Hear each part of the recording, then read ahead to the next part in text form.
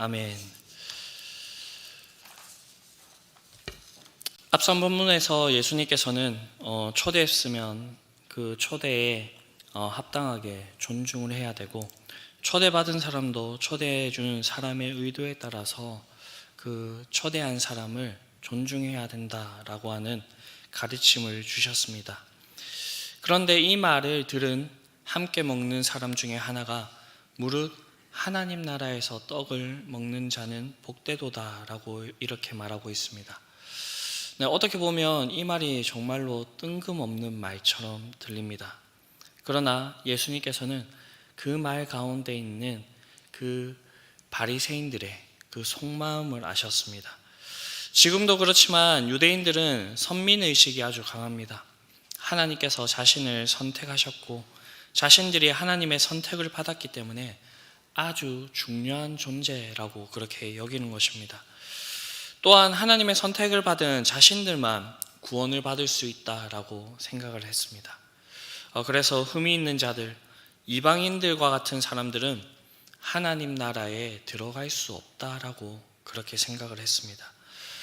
바리새인들이 생각했을 때 자신들은 하나님의 말씀을 맡은 자로서 이 유대인들 중에 자신들과 같은 그런 하나님을 섬기는 데 있어서 열심을 내는 자도 없다고 생각을 했기 때문에 자신들은 하나님 나라에 들어가서 떡을 먹을 수 있는 것이 당연하다라고 그렇게 생각을 했습니다. 그러니 이런 좋은 식사의 자리에 초대를 받은 예수님께서 더 이상 이렇게 뭐라 하시지 마시고 질책하시지 마시고 이 식사 자리를 즐기셨으면 좋겠다라고 그렇게 얘기를 한 것입니다. 예수님께서는 이 말뜻을 아셨습니다. 그래서 예수님은 그들의 잘못된 생각을 바로 잡아주시기 위해서 비유를 들어서 말씀하십니다. 이 비유를 보면요, 어떤 사람이 큰 잔치를 베풀고 많은 사람들을 청하였다라고 그렇게 이야기하고 있습니다. 이 비유를 통해서 알 수 있는 것은 이 주인이 지금 초대한 사람들을 청하기 전에 미리 초대가 있었다라는 사실입니다. 이 당시에 상류 사회에서 일반적인 초대 방식은 잔치를 계획할 때 미리 초대를 합니다. 그리고 잔치를 다 준비한 다음에 처음 초대했던 사람을 다시 초대합니다. 이것이 그 당시에 일반적인 그 잔치의 초대 방식이었습니다. 이 초대에는 한 가지 불문율이 있었습니다. 그것은 바로 첫 초대 때 초대를 했던 사람을 반드시 다시 초대하는 것입니다.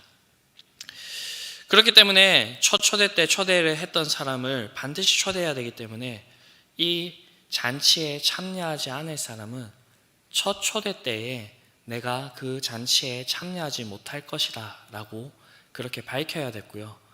그리고 두 번째 초대가 왔을 때는 이 사람도 반드시 그 잔치에 참여를 해야 되는 것이었습니다. 오늘 본문을 보게 되면 첫 초대에 대한 이야기가 없지만 주인이 종을 보내서 오소서 모든 것이 준비되었나이다 라고 알린 것을 보면 핑계를 대면서 오지 않는 사람들이 첫 초대에 응했던 자들임을 우리가 알 수가 있습니다. 그러나 이들은 이 당시의 일반적인 불문율을 깨고 두 번째 초대에 응하지 않았습니다. 저희 격언 중에서 핑계 없는 무덤은 없다라는 말이 있습니다. 이들에게도 나름대로 변명거리가 있었습니다. 먼저는 나는 밭을 샀으니 나가보아야겠다라는 것이었습니다. 이 당시에도 그렇고 지금도 그렇고 이 땅은 정말로 중요한 재산의 목록입니다. 그렇기 때문에 얼핏 보면 내가 밭을 샀으니 이 밭을 보기 위해서 나가야겠다라고 하는 것은 아주 타당해 보이는, 어떻게 보이면 이게 핑계거리가 될 만한 그런 이유라고 생각을 할 수가 있습니다. 그런데 저희가 이 말에서 알 수 있는 한 가지 사실이 있는데, 그것은 이 밭을 산 사람이 스스로 밭을 사지 않았다라는 것입니다. 이 말은 대리인을 시켜서 밭을 사게 했다는 것이고요.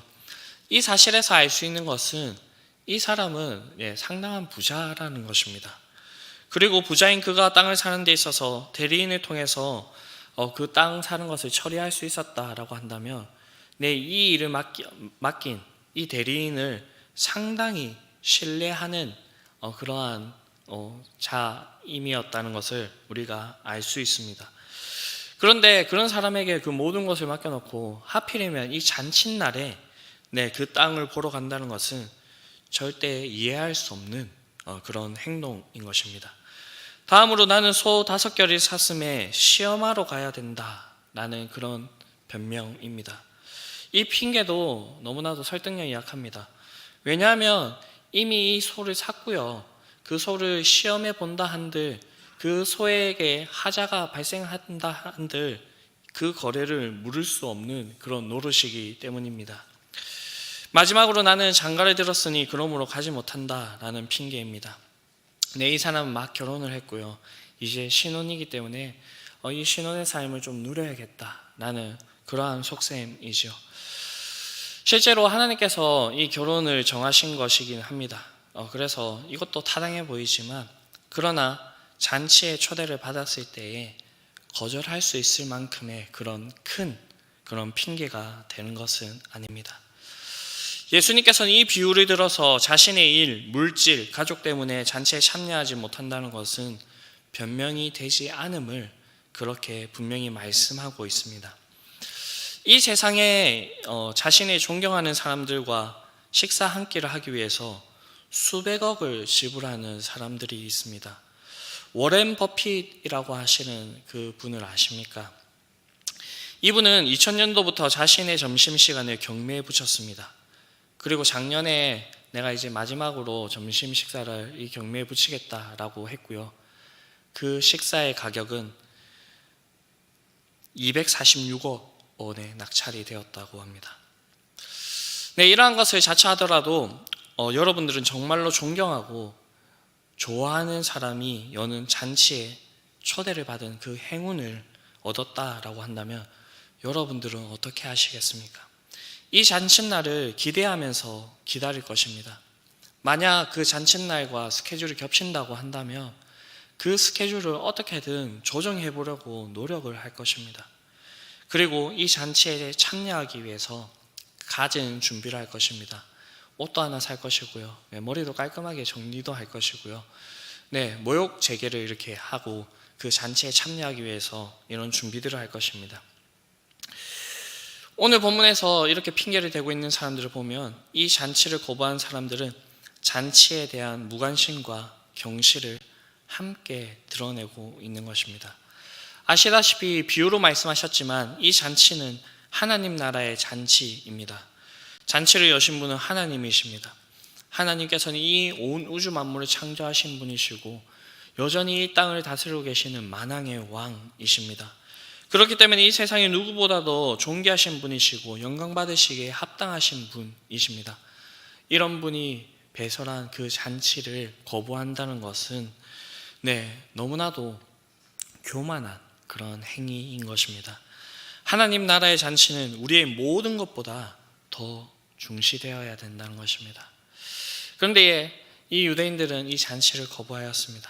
그래서 오늘 비유에서 말하고 있듯이 초대를 거부한 사람들로 인하여서 주인이 화가 났습니다. 그래서 이 주인은 종을 보내서 시내 거리와 골목으로 나가서 가난한 자들, 몸 불편한 자들, 맹인과 저는 자들을 데려오라 라고 그렇게 얘기를 합니다. 이들을 모두 데려왔음에도 불구하고 이 잔치의 자리가 차지 않았기에 주인은 다시 한 번 더 길과 산 울타리가로 나아가서 사람들을 강건하여 데려다가 내 집을 채우라 라고 그렇게 명령하였습니다.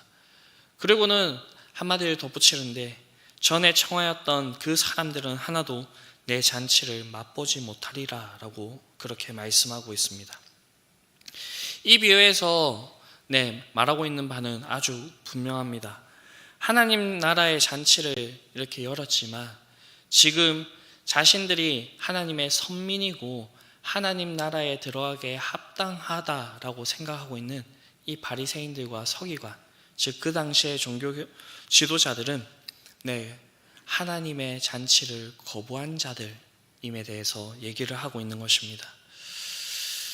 예수님께서는 비유로 이 말씀을 하셨지만 실제로 앞선 본문에서 끊임없이 이 바리새인들과 서기관들에게 하셨던 그러한 말씀입니다.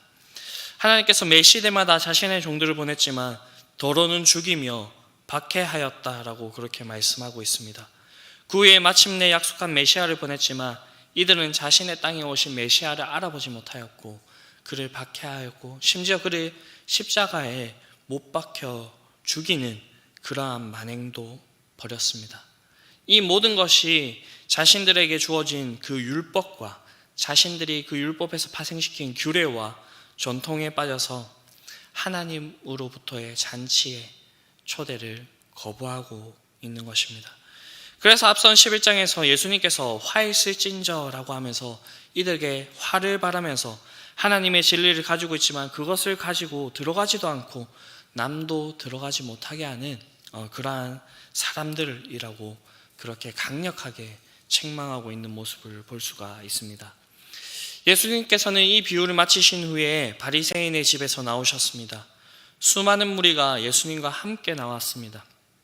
이에 예수님께서는 그 무리들을 돌아보시면서 자신의 제자가 된다는 것이 얼마나 어려운 일, 결단이 필요한 일인지를 말씀해 주십니다.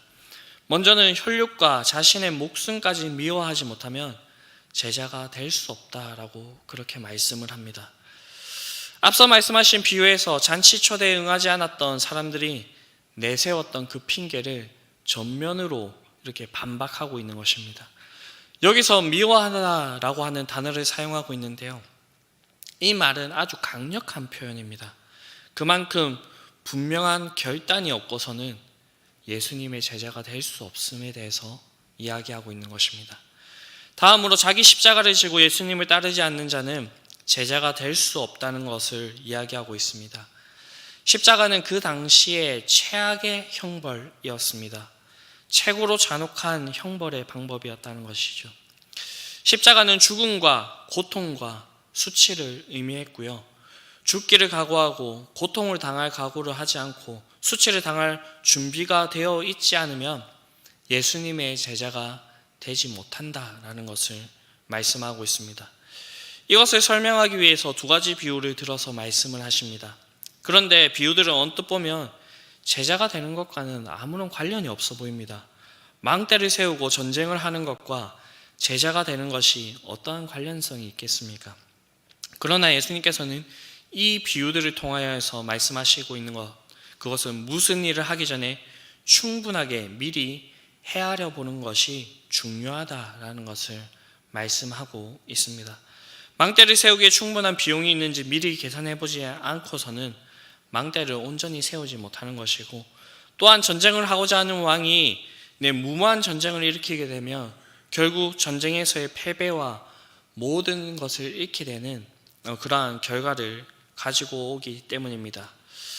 그래서 예수님께서는 이 두 비유를 말씀하신 후에 마지막으로 모든 소유를 버리지 않으면 능히 그의 제자가 되지 못할 것이라 라고 그렇게 말씀하고 있습니다. 예수님께서 이렇게 말씀하신 것은 이 세상의 모든 것들을 버리더라도 하나님 나라를 얻는 것이 그것과는 비할 바가 되지 못한다라는 것을 이야기하고 있습니다.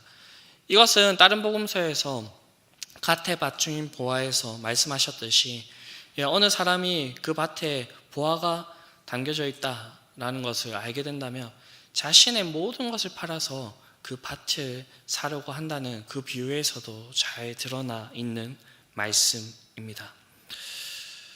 참된 제자는 혈육에 얽매이지 않고 자기 목숨을 미워할 만큼 맺고 끊음이 분명해야 하며 자신의 십자가를 지고 갈 희생정신과 각오가 갖추어져 있어야 됩니다. 그리고 이 세상에서 가질 수 있는 그 물질과 명예, 그 모든 것을 버리고 하나님만을 우선적으로 바라볼 수 있는 모습이 있어야 된다라는 것입니다. 이런 자들이 이 바리새인 집에서 예수님께서 비유로 하셨던 그 말씀처럼 잔치에 들어갈 수 있는 자들이 할 수 있는 행동이라는 것입니다. 하나님 나라의 잔치는 반드시 있습니다. 그 잔치는 초청을 받은 자들이 응해야 갈 수 있는 잔치이고 지금도 주인은 그 잔치에 참여할 자들을 찾고 계십니다. 이 잔치에 참여할 수 있는 사람은 이 잔치를 우선으로 두고 무조건 이 잔치에 초점을 맞추고 이 잔치에 참여하고자 하는 사람입니다. 그런데 이 잔치장에 가는 그 길은 너무나도 좁고 험한 길입니다. 그러나 우리가 이 잔치의 자리에 참여하게 된다면 우리가 알고 있는 그 어떤 것보다도, 우리가 이 세상에서 가질 수 있는 그 어떤 것보다도 줄 수 없는 그러한 만족과 기쁨, 평안과 안식을 누리게 될 것입니다. 저희 여러분들은 이 잔치를 가장 우선으로 하는 자들이 되었으면 좋겠습니다. 그리고 이 잔치를 가기 위해서 우리에게 온갖 어려움과 힘든 일이 있을 수 있지만 우리가 이 잔치를 기억하면서 그렇게 잔치길을 포기하지 않고 걸어갈 수 있는 사람들이 되었으면 좋겠습니다. 그렇게 할 때에 하나님께서는 그 잔치의 자리에서 우리를 반갑게 맞아주실 것이고요. 그리고 하나님께서 약속하셨던 것처럼 하나님 나라에서 함께 떡을 먹으며 누리게 되는 그러한 복을 우리가 함께 누릴 줄로 그렇게 믿습니다. 이 잔치에 참여하실 수 있는 자들이 될 수 있게 되기를 이 새벽에 축복합니다. 주기도문 하시겠습니다. 하늘에 계신 우리 아버지, 아버지의 이름을 거룩하게 하시며 아버지의 나라가 오게 하시며 아버지의 뜻이 하늘에서와 같이 땅에서도 이루어지게 하소서. 오늘 우리에게 일용할 양식을 주시고 우리가 우리에게 잘못한 사람을 용서하여 준 것 같이 우리 죄를 용서하여 주시고 우리를 시험에 빠지지 않게 하시고 악에서 구하소서. 나라와 권능과 영광이 영원히 아버지의 것입니다. 아멘.